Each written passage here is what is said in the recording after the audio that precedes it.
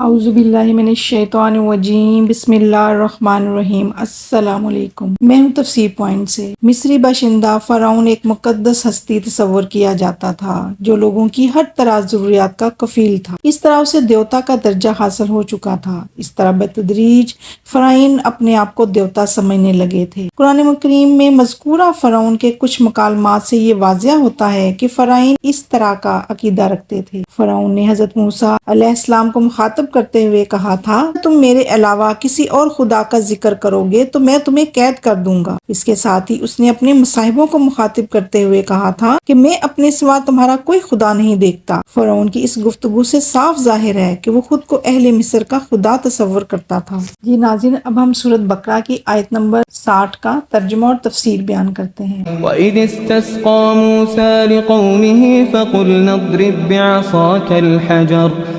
فانفجرت منه 12 عينا قد علم كل أناس مشربهم كلوا واشربوا من رزق الله ولا تعثوا في الأرض مفسدين۔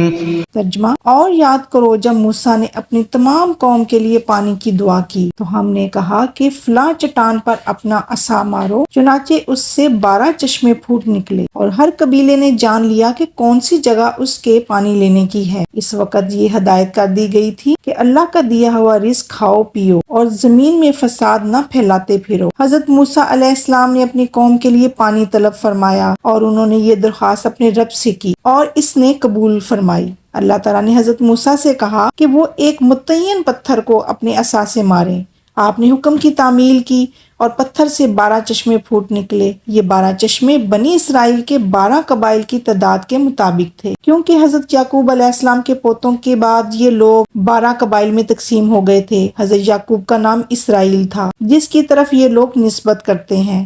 حضرت یعقوب علیہ السلام کے پوتے اسباط کے نام سے مشہور ہیں، جن کا ذکر بار بار قرآن کریم میں آیا ہے۔ یہ لوگ بنی اسرائیل کے سربراہ تھے اور قبائلی نظام کے مطابق زندگی بسر کر رہے تھے، اور قبائلی نظام میں قبیلے کی نسبت اکثر اوقات مورث اعلیٰ کی طرف کر دی جاتی ہے۔ چنانچہ قرآن کریم کہتا ہے، قد علم كل أناس مشربهم، ہر قبیلے نے جان لیا کہ کون سی جگہ ہے اس کے پانی لینے کی، یعنی وہ چشمہ جو 12 چشموں سے ان کے لیے مخصوص کر دیا گیا ہے۔ كلوا واشربوا من رزق الله ولا تعثوا في الأرض مفسدين۔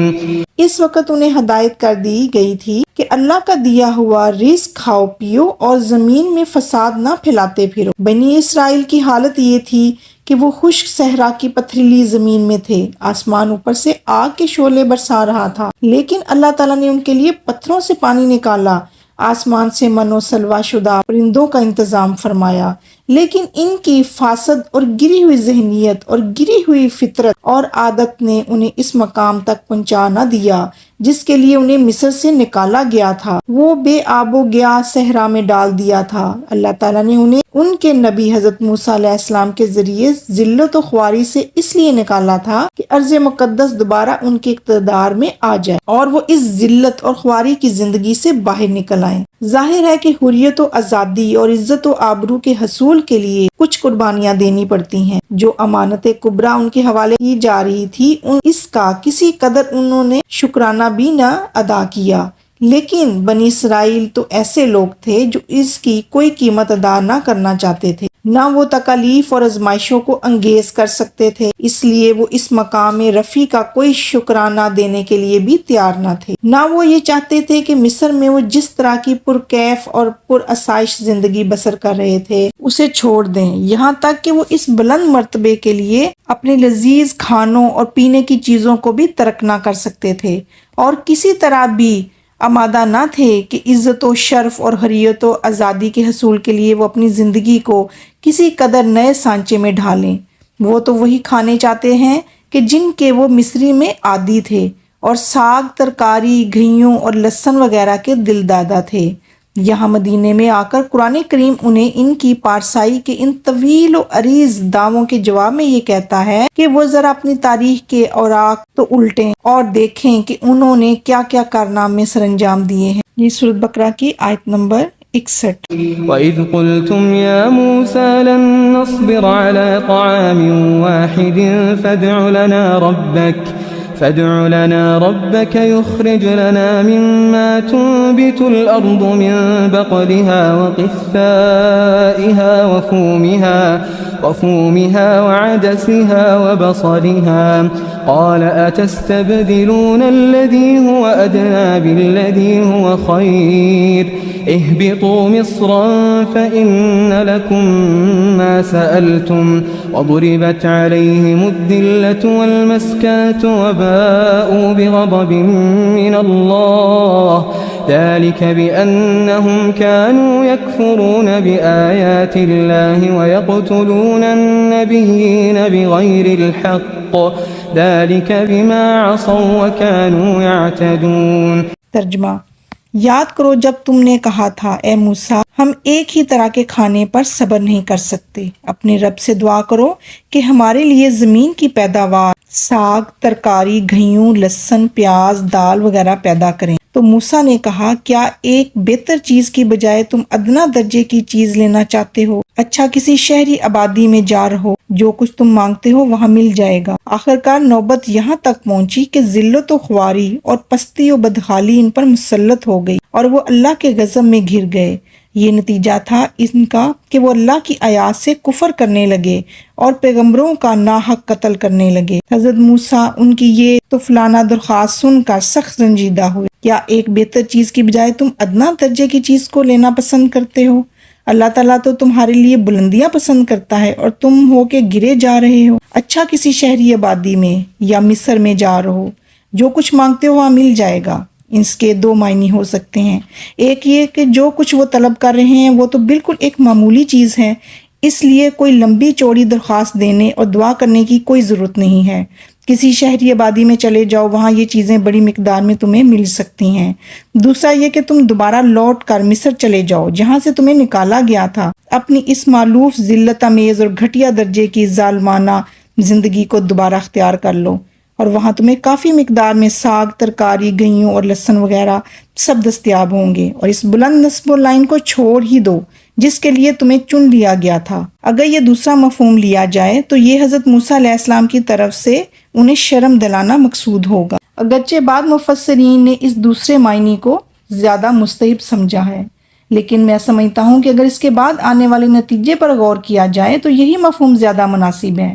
فرمایا جاتا ہے کہ آخر کار نوبت یہاں تک پہنچی کہ ذلت و خواری اور پستی بدحالی ان پر مسلط کر دی گئی اور وہ اللہ کے غضب میں گھر گئے۔ ان پر ذلت و خواری کا ہمیشہ کے لیے مسلط ہونا اور ان کا اللہ کے غضب میں گر جانا تاریخی لحاظ سے اس مرحلے میں واقع نہیں ہوا۔ یہ لوگ ذلیل و خوار زمانہ ما بعد میں اس وقت ہوئے جبکہ وہ بہت سی برائیوں میں مبتلا ہو گئے اور جن کا ذکر اس آیت کے آخری حصے میں ہوا۔ نتیجہ یہ تھا کہ وہ اللہ کی آیات سے کفر کرنے لگے اور پیغمبروں کو ناحق قتل کرنے لگے۔ یہ نتیجہ تھا ان کی نافرمانیوں کا اور اس بات کا کہ حدود شرع سے نکل جاتے تھے، اور ان برائیوں کا مصدور ان سے حضرت موسیٰ علیہ السلام کے زمانے کی کئی نسلیں بعد ہوا۔ لیکن یہاں چونکہ انہوں نے ساگ، ترکاری، گھیوں اور لہسن وغیرہ کا مطالبہ کیا تھا، اس لیے ان کے اس مکروہ موقف کی مناسبت سے یہاں ہی بتا دیا ان کی ذلت کا ایک سبب یہ تھا کہ وہ ان چیزوں کا مطالبہ کر رہے تھے۔ اس لیے مناسب یہی ہے کہ حضرت موسیٰ علیہ السلام کا یہ قول کہ کسی شہر میں جا کر آباد ہو جاؤ اس پر محمول کیا جائے۔ انہیں مصر کے غلامانہ زندگی یاد دلا رہے ہیں اور انہیں جتاتے ہیں کہ وہ اس زندگی سے چھٹکارا پانے پر شکر ادا کریں کہ ان نفسیاتی دلیل اور خواہشات کے پیچھے نہ بھاگیں، مصر کی ذلیل و خوار زندگی میں خوگر ہو گئے۔ راہ ہدایت کی طرف بلانے والے مسلحین اور پیغمبروں پر اسرائیل نے جو مظالم ڈھائے اور ان کے ساتھ وہ مسلسل جو وحشیانہ برتاؤ کرتے رہے، اس کی مثال کسی دوسری قوم کی تاریخ میں نہیں ملی۔ انہوں نے کئی انبیاء علیہ السلام کو ذبح کیا، قتل کیا، بلکہ آرے سے چیر ڈالا۔ کیا ہی بدترین اور وحشیانہ فعل ہے۔ انہوں نے کفر اور حد سے گزر جانے کی بدترین مثالیں پیش کیں۔ ظلم و زیادتی کی وحشیانہ مثالوں میں وہ سب سے بازی لے گئے اور سرکشی اور نافرمانی کا ایک ریکارڈ قائم کر دیا۔ غضب، فسق و فجور کے ان سب میدانوں میں انہوں نے وہ کارہائے نمایاں سر انجام دیے جو انہی کا حصہ تھے اور ہیں، لیکن اس کے باوجود پھر بھی وہ طویل و عریض اور بڑے بڑے دعوے کرتے رہے۔ ان کا ہمیشہ سے یہ دعویٰ تھا کہ صرف وہی ہدایت یافتہ کہلا سکتے ہیں، صرف وہی اللہ کی پسندیدہ قوم ہے، وہی اللہ کی جانب سے اجر و ثواب کے مستحق ہیں۔ اللہ کا فضل و کرم ان کے لیے مخصوص ہے اور اس میں ان کا کوئی شریک نہیں ہے۔ قرآن کریم یہاں ان کی دعاؤں کی تردید کرتے ہوئے ایک باقاعدہ بیان کر دیتا ہے، اور یہ قاعدہ قرآن کریم کی تمام قصص کے درمیان بار بار دہرایا جاتا ہے، کبھی پہلے اور کبھی آخر میں، یعنی یہ کہ ایمان کی حقیقت ایک ہے، صحیح عقیدہ ایک ہی ہے، بشرطے کہ اس عقیدے کے نتیجے میں نفس انسانی اللہ کے سامنے جھک جائے اور ایمان ایسا ہو کہ اس سے عمل صالحہ کے چشمے پھوٹ رہے ہوں، اور یہ کہ اللہ کا فضل و کرم کوئی محدود چیز نہیں ہے، نہ کسی نسل سے مخصوص ہے، وہ تمام مومنین کے لیے ہے۔ تمام لوگ چاہیں جس زمان و مکان سے بھی تعلق رکھتے ہوں، اللہ کے اس ازلا ابدی دین کے مطابق اس کے فضل و کرم کے مستحق رہے ہیں اور رہیں گے، اور آخر میں آخری دین محمدی اور آخری نبوت کے مطابق مومنین کا انجام یہ ہوگا۔ جی ناظرین، یہاں پہ تفسیر مکمل ہوئی۔ اس کے ساتھ ہی اللہ تعالیٰ سے دعا ہے کہ اللہ تعالیٰ ہمیں قرآن پاک کو پڑھنے، سمجھنے اور اس پر عمل کرنے کی توفیق عطا فرمائے۔ آمین ثم آمین۔ اجازت دیجیے، اللہ حافظ۔